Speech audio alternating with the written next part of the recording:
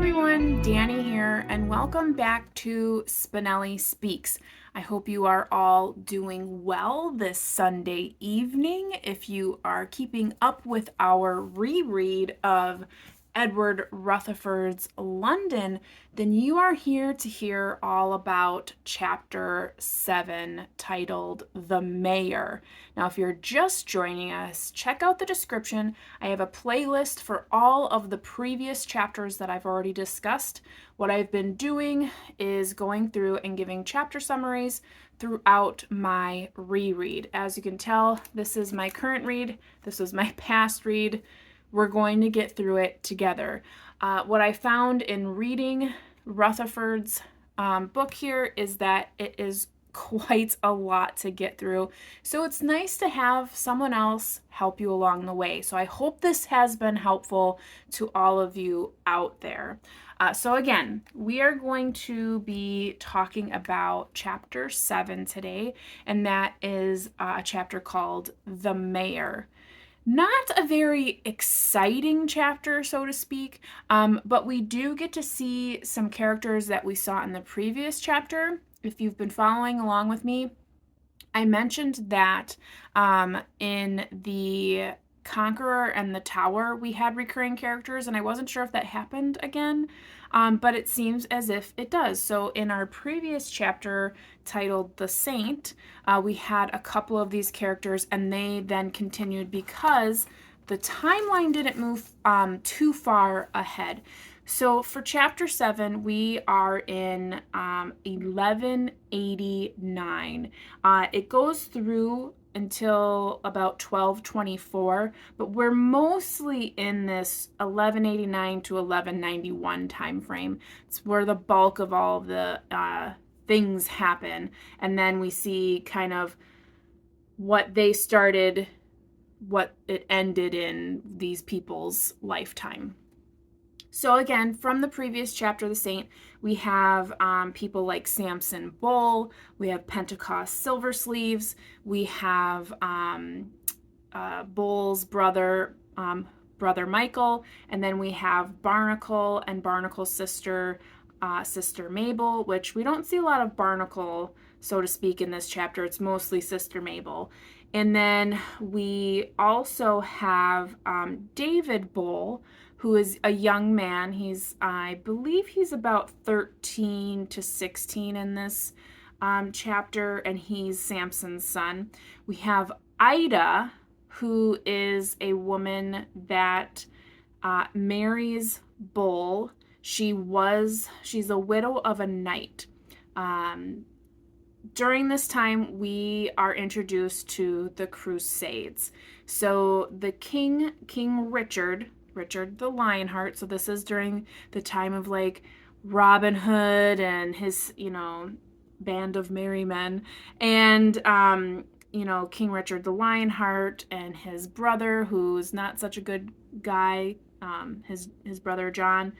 And King Richard is very interested and borderline obsessed with going to the Holy Land, doing these crusades, and trying to retrieve what they believe is rightfully theirs.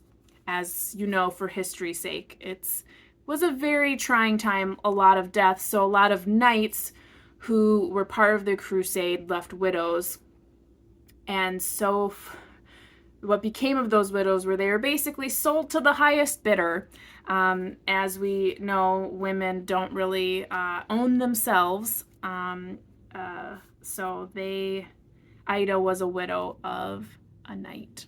And so she was sold off to Samson Bull because he is a merchant, an alderman, so he has the funds and status to do so. So we have Ida. And then we also meet Adam, who is Simon the armorer's son. But Simon passes away in this before this chapter, and Adam is his son, and this is where we find he gets the Duckett last name. So he kind of gets taken in by Sister Mabel and the both. They kind of all congregate with him and his mother, and because of his webbing and the tuft hair, but mostly the webbing, they call him Adam the Duck or Adam Duckett. So that this is where he finally gets that last name. So the bulk of what really happens in this chapter, and so then its title, The Mayor, with their crusades, that costs a lot of money. So what happens is then the king raises taxes, raises the farm on all of the rich merchants and landowners. And basically, if you recall from like Robin Hood and the Sheriff of Nottingham, and he's collecting all of these coins, it's very much like that. So the sheriffs come and they're collecting taxes, and it's all going to the king's, pilgrimage to the Holy Land for these crusades. So there's a lot of people not too happy about this, as you would assume, considering history and, history as we come along. People don't like it when you take their money and use it for your own wants and needs and whatnot. So we have these merchants, these wealthy men who decide, how are we going to figure this out? How are we going to get to a place where we don't have to pay all of these taxes, and that we can kind of govern ourselves?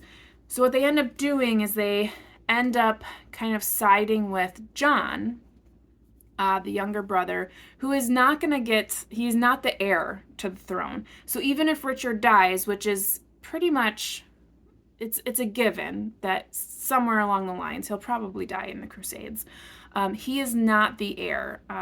There's like a cousin, or is it his son, Arthur, who's going to take the throne, and he's a boy essentially at this time. So John's not too happy. He gets like some land somewhere, and he doesn't want that. He wants the crown, right? So all of these merchants kind of make this plan that they're going to side with John, and they're going to help John take the throne, as long as he allows them to create a commune in London. And what this commune would be a self-governing unit, essentially. So they would be basically void of all of these taxes and all these things that the king requires. They would pay their tax to the sheriff to give like one like lump sum to the king, but to basically to stay in their status quo, and then they would govern themselves. And in that governing body, they would elect a mayor to govern over them, essentially. So as we've seen as time progresses, that's kind of how we see it then. So we see the monarchy then has that parliament, and this is the beginning of that, right? So within that, you have all these fictional characters, and how do they kind of tell this story, tell this history? So Samson Bull is one of the merchants, obviously, and he is very crafty, and he is going to be the one to try to figure out how do they get this plan to start and to come to fruition. And he has this guy, Pentecost Silversleeves, that's always in the wings, always trying to find out what's going on, because Silversleeves, as we all know from previous chapters, is a slimy snake. And this particular Silversleeves, we know from the previous chapter, doesn't really have a good conscience, and he is doesn't care about the law and all these other things. He just cares about himself and the coin in his own pocket. He's still working with the church and it's like exchequer is what it's called, but basically where all the money goes.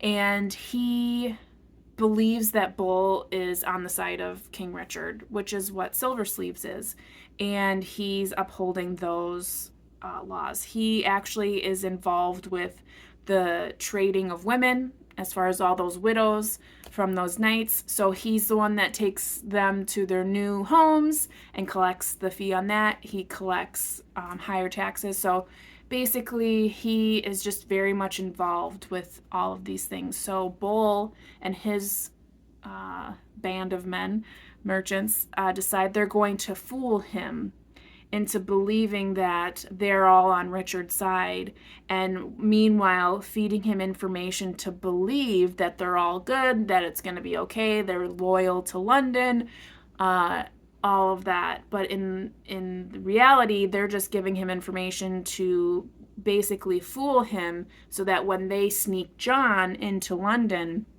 to take the throne, he is none the wiser, or he is found a little unawares. So with that being said, we also have little things happening. You know, Sister Mabel's all concerned about Brother Michael's ability to get into heaven, as well as her own. So she's kind of like a flight risk over here. But interesting enough as well. And we see that Adam Duckett, so he grows up without a dad, and his mom knows she's supposed to be doing something with that land out in Windsor, but she kind of drops the ball there. And if you recall, when I mentioned that doomsday survey in a previous chapter, this is where back in the reign of like King William, they did a survey where they basically did a census of land, people, and livestock, everything basically. And in that doomsday survey, they incorrectly marked down Adam Duckett's ancestor. So Silver Sleeves, who was already mad at Simon the Armorer, who's Adam's dad, decides that he gets wind that land is now, it's not being cared for the proper way, so you have to be paying your rent on it. But instead, his cousins that were living there ended up kind of turning themselves into serfs and like paying for the land through servitude, so then therefore becoming almost like slaves, serf and slaves, which in turn makes him one as well. And so basically, Silver Sleeves uses that doomsday survey and the knowledge that he has of these cousins to oust Adam Duckett. And he's basically his citizenship gets revoked, essentially. So that's really sad, and obviously these are fictional characters, but I have a really soft spot for the Duckets. So we're hoping to see that get better in future chapters. But I did want to mention that because it is one of those things in the book that you see the foreshadowing for, and you see throughout, similarly with the gold and other things. So all in all, like I said, the chapter is not one of my favorites. It has a lot to it. It is not a short chapter by any means, but the main bulk of it is the Crusades cause this issue of expense. Where does the expense get taken care of? Through the people. What do the people want to do? Get rid of that. So they try to create this commune with the king kind of still reigning above, but it being a self-governing unit with a mayor, hence the title.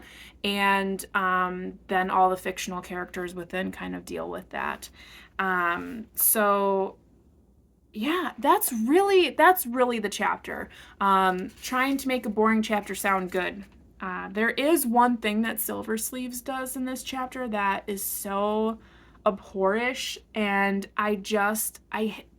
this would be the moment that if you were on the edge, like, oh, Silver Sleeves aren't that bad, this would be the moment that you're like, yeah, no, I cannot like the Silver Sleeves. They suck. I'm not going to give that away. Let you read that on your own. If you know, you know. But until next week. So again, we're going to be doing these chapter summaries every Sunday evening at 6 p.m. So you'll see me next week with chapter 8, which is titled The Whorehouse. And it is one of my favorite chapters. It is a very comical chapter, as you can imagine, and the characters are quite funny. And it's just a very interesting chapter. It is also one of the shortest chapters, so if you're looking to like, oh, just one more chapter, chapter 8 is definitely a short chapter. Still like 50 pages, but short. The chapter that comes after that is titled London Bridge, and that chapter is like 150 pages. So hold on to your hats as you get there. A good chapter, but a long one. So be prepared. Anywho, until next Sunday, I hope you all are taking care, staying safe, reading something fantastic. If it's not London, I hope it's something else great. And until next week, you know how it goes. Happy reading. Bye.